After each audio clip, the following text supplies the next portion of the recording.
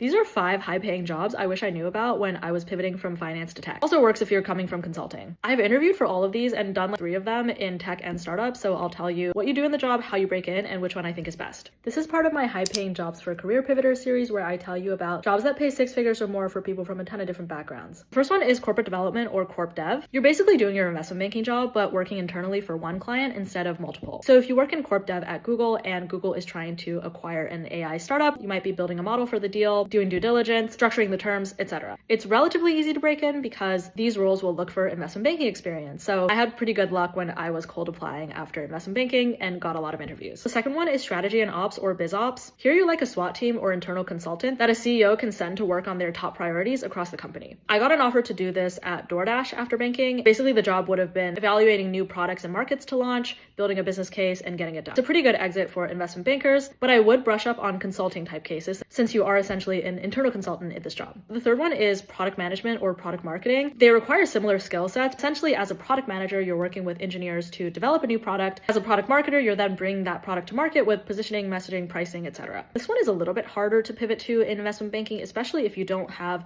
a STEM degree or other technical experience, but I've seen people do it, and I think the best is to focus on companies in the industry that you cover and network with startups. The fourth one is business development or sales. Most people don't think of this as an exit opportunity for finance or consulting, but I think that bankers and consultants make great salespeople, especially if you're at a higher level, because you're focusing on relationship building, deal structuring, negotiation. There's a lot of transferable skills. The last one is chief of staff, and I think this is one of the best roles for people coming from finance or consulting and pivoting to tech, especially if you don't know what you want to do next. In this role, you're essentially the go-to person for a CEO or a senior leader, so you get staffed on all kinds of different projects across the company, from marketing, sales, operations, product, you name it. It's a great way to gain the trust of a senior leader at a company to then be able to figure out what you're interested in and then pivot into that later on. A lot of these roles already look for banking and consulting experience. I would just focus on networking with a senior leader who's hiring for the job.